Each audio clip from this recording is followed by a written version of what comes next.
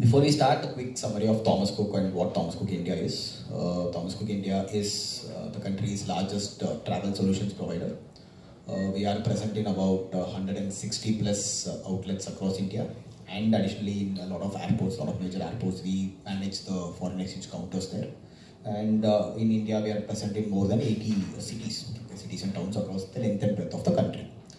From a business's point of view, we are the market leaders, or at least in the top two, in a variety of different businesses within travel. So travel, we are the market leader in holidays, we are the market leader in foreign exchange, we are also very big in MICE, which is corporate incentive movement for the dealers and employees. And we are also very large in the corporate travel space, which is obviously corporates working with us. We are their travel partner for their employees and their travel needs.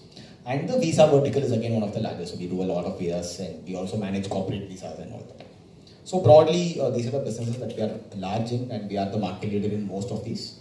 Additionally, we also have, as part of the Thomas Cook India group companies, we also have various companies present in about 25 different countries across 5 continents. Okay, so it's a large group from a travel point of view. A lot of these companies are obviously part of the travel setup, and they are all market leaders in their space also. And we work very closely with each of them because they are part of the same family. That's the brief on Thomas Cook. Now, obviously, the last 18 months has been obviously life-changing for all of us. Every one of us here, I'm sure, has been affected in some form or the other.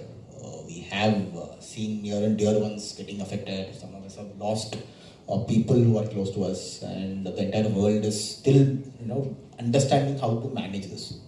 The travel industry has obviously been one of the most affected ones, and when the pandemic, or rather when we first understood it was a pandemic, obviously we went for lockdowns. A lot of countries closed borders to ensure that they try to control the spread of the pandemic. India was also one of them. We also closed our borders. In fact, we were one of the first ones, and the initial part was really well managed. We were able to control that. Then obviously after that, after the lockdowns came down, at the same time we also understood that the COVID numbers are increasing. All of us, obviously we're all aware of what we have gone through. So till about June of 2020, right, from March till June or till end of June 2020, absolutely not much travel was happening. Borders were completely closed. So then the air bubble agreements came in, and then some movement of people started happening. From a holidays point of view, for families, from about July last year, families and people slowly started taking weekend getaways and staycations. Okay. So weekend getaways basically are only for 2 or 3 days, so they go for a resort close by. A lot of resorts and a lot of hotels across the country, especially, and right now I'm talking only about domestic because that's what started. So July and August last year, a lot of properties were actually going out of their way to ensure that safety measures are taken and all that. So from July to August, a lot of weekend getaways happen. Staycations are basically, as the name implies, the stay itself is the vacation. So people actually booked a hotel. In fact, Chennai, a lot of people booked a resort in Chennai itself. They are in Chennai, they went to a resort in Chennai, stayed there for 3 days, simply because people wanted a break. So they did that, they relaxed, came back. So this actually started the revival to some extent. This started. Then people slowly started taking a slightly longer holiday. To a large extent, till about September or October of last year, that was still restricted because a lot of states within India were still having restrictions about travel. Right? So Tamil Nadu will say, this state, if they are coming in, we want to have a quarantine for them for a few days, or RT-PCR tests would be required.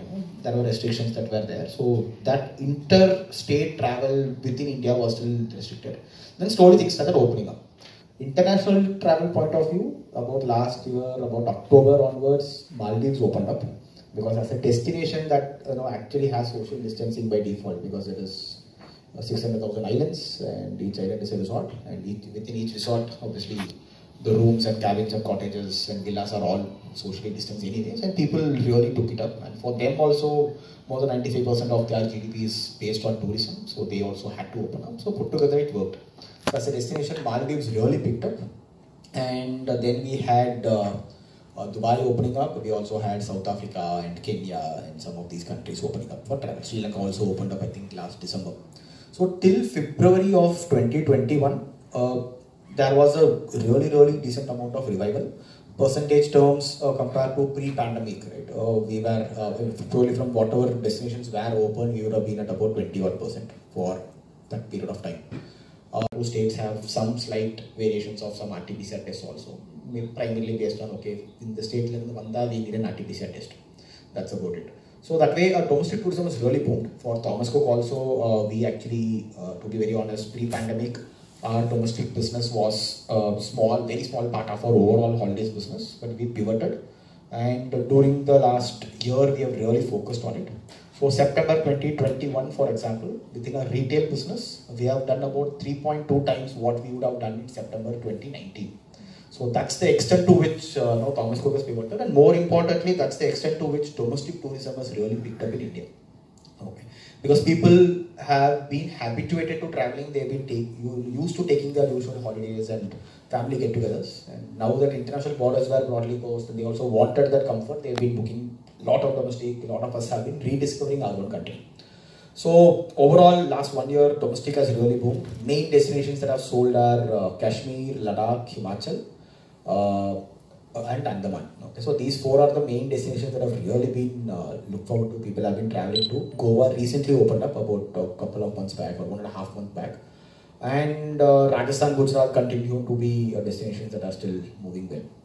So Kashmir, Ladakh, Andaman, Himachal have been really good for tourism. A lot of people have traveled. International point of view, over the last 4 months, we have seen a lot of countries open up. Okay. So Russia, Egypt, Turkey, Egypt and Maldives, these three were always open. They actually never closed their borders after the second wave. So from April end onwards itself, they've been open for Indians to travel. And people have been traveling. We ourselves have operated a lot of groups. People have traveled. Now, apart from those three, Europe opened up. So next to Southeast Asia, which is Singapore and Thailand especially, next to those two, Europe is India's largest destination market. A lot of Indians travel there, and the great thing was Europe opened up. Switzerland was the first, which again for Indians is the most popular destination in Europe. Switzerland opened, France opened, Germany, and now we have a situation where most of Western Europe is actually open for travel for Indians. Switzerland, France, Germany, Belgium, Netherlands, Sweden, Croatia, Spain, Austria, so a lot of countries are open and people are traveling. Then something else that happened was UK opened their borders for Indians without quarantine. Okay. So about 3 months back, they opened their borders saying Indians can travel if you are vaccinated, but we will need about 10 days of quarantine after you arrive into UK. About 3 weeks or 2 weeks back, that has now been removed. So someone who's traveling to UK right now does not need any quarantine. They can go there and they can straight away visit their family or go for their sightseeing and take their holiday.